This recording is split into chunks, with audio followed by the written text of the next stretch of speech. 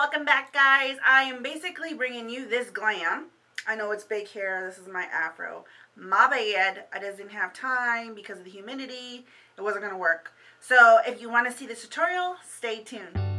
Well, welcome back, everyone. How are you doing? We're going to be using Painterly today. It's my favorite go-to when I'm building lighter colors. I'm going to be using my handy dandy digits, as Jenny would say.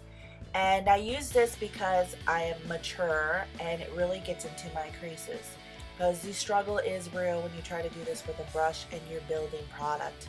No joke, it will look a hot mess by 12 o'clock. So I feel the heat from your fingers really emulsifies and maneuvers the product more efficiently. Start off by using a white pearl iridescent shadow as your base, and my weapon of choice will be a MAC 217 brush. Because I'm so heavily creased in this area, a 239 will do me no justice. Really pack in the product, don't sway, don't pluck, pack. Pack it in as if you're leaving the country for weeks. What this is going to do is really give your shadows that are transiting on top a good dimension and make your colors more vibrant and in your face. A real good kick. You just want to repeat this step until you're happy and make sure there's no empty spaces because the product that you place on top will shine through your blotchiness. So just think of it like this. A soft blanket looks better than a wrinkled one, if you get what I mean. This will be our transitioning color. With that said, this is going to create depth in our crease and also a guideline to build product within or beneath.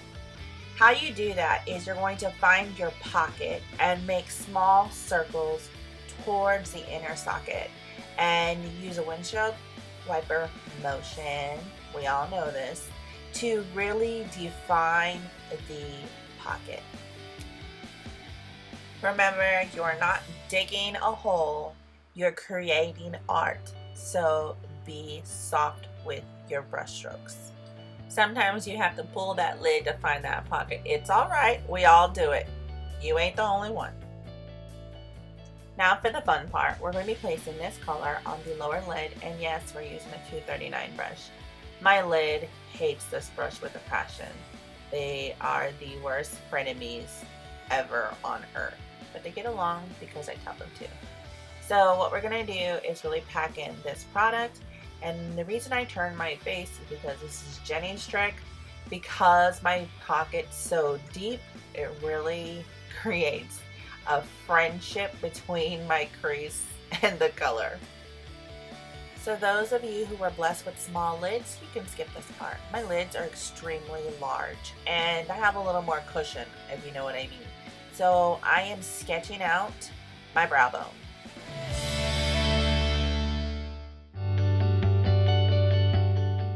Using a 217 brush or any fluffy brush will do, and to eliminate the harsh lines. Remember, blending is your best friend. If you're not blending, you're not ending it the right way. It should be a law. You must blend. Now we're just using a little bit of Fix Plus onto the shadow and applying it the same way, but apply with caution because now it is wet. If you don't apply it correctly, you're going to create a muddy-like substance and you're going to have to start all over. So pack, don't spread. I speeded this part up because all I'm doing is blending and ain't nobody got time to watch me do that in slow-mo. So I'm using the Samoan transitioning color and marrying the yellow and the Samoan together so that they don't look like they're laying besides one another, but they trans into each other. Be aware of how much product you add on to the lid because again, you're going to have to blend this out. So work smarter, not harder. Use sparingly and not heavily.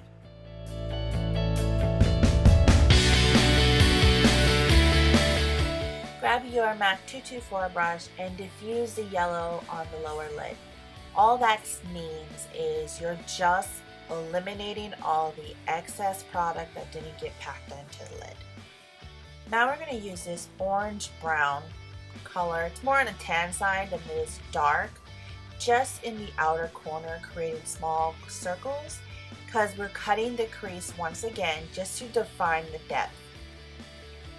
You guys need to realize you don't start with dark and then work yourself down. You start light and you work yourself up, because then you're creating more depth in range. So you're going to keep doing this step until you're happy with the pocket.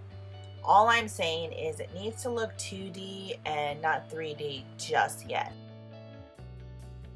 And with your clean MAC 217 brush, blend away any harsh lines because we're going to be building more depth, and you want a happy ending, you need a blended one. So my camera died, and you're going to magically see my ending result by using this color that is highlighted and using the same exact steps we did with the orange brown, using this darker shade and creating deeper depth. Now we're working on that 3D appearance. So I'm just literally hollowing out this inner corner just above the crease with the MAC 239 brush. So keep close to the bridge of the nose, and then just right before the curvature of your highest point of your brow. Using the 217 brush again with a Samoa transition color, and just blend out these harsh lines so that it's more condensed in one area.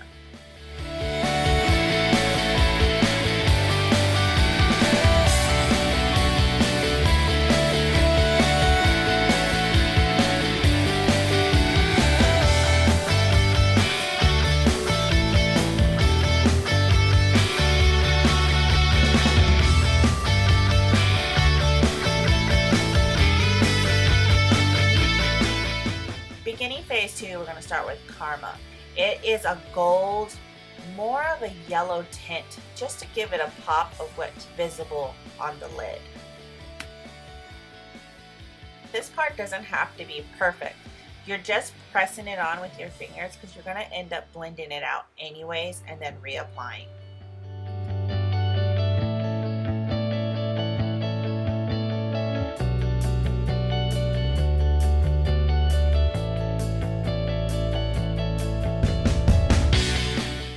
This would be the time to clean out any excess or fallout left behind by your masterpiece, and use a hydrating wipe. I feel like it works best because it doesn't dry out your skin and it leaves your face moist and ready for foundation.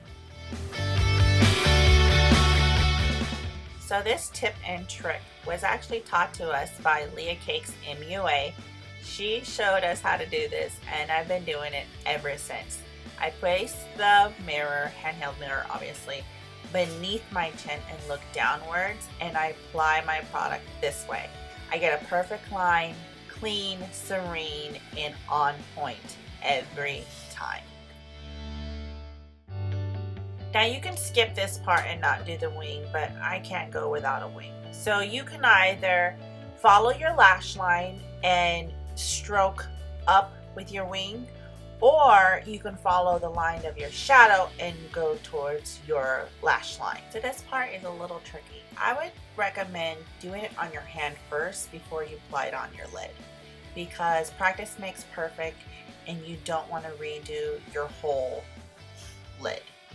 And I changed it up a little bit just to redefine the darkness, not because the line isn't perfect. I just wanted a more darker shade on top of the felt pen. Next, I'll be using a MAC 242 brush dipped in makeup remover solution just to clean out the outer edge of my wing and give it a cleaner, more intense definition. Now you can use Max Fix Plus or Urban Decay's All Nighter, but I've been really on this Evian Fix. I love the way it makes my face feel soft, supple, and moist.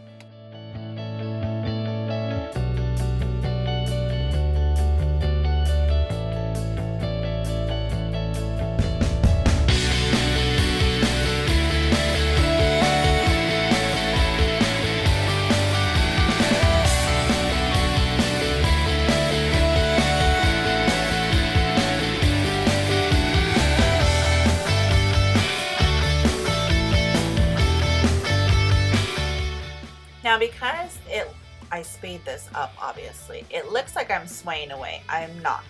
You never sway away your translucent powder because that creates lines on someone that's mature like me. You press this pigment into your face so that it doesn't enhance your fine lines. This is the perfect time to break your bake. So go do your bangs or flat iron your hair, whatever takes 10 minutes because that's the time it takes.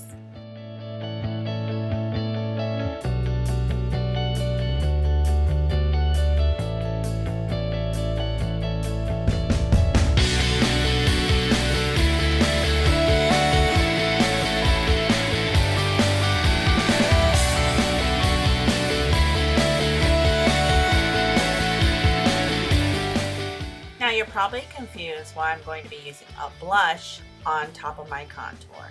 It's because I'm creating a more snatched look. It's like waist trainer for your face.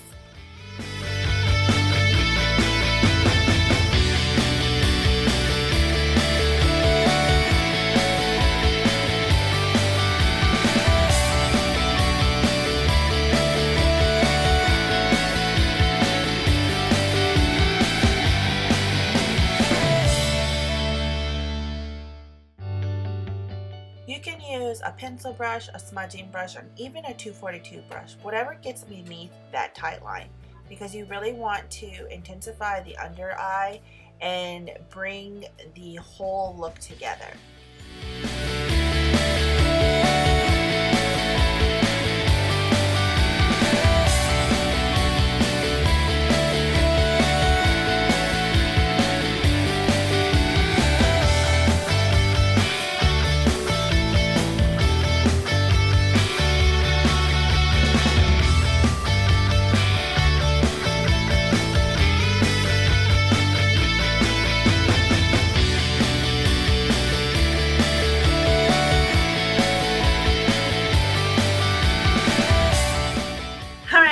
Thank you so much for watching. We put a couple more tutorials together for fall, so don't forget to check those out. Remember to share because you care, like us because you can't live without us, and always, always be blessed and share your success. Bye! Hey guys, welcome back to the Jeniyah channel. I am here today to do a talk about and this look for you. Not makeup, surprisingly. We're gonna do hair today. I pretty much did a really nice, fun, beachy, wavy curl today. So definitely stay tuned for that.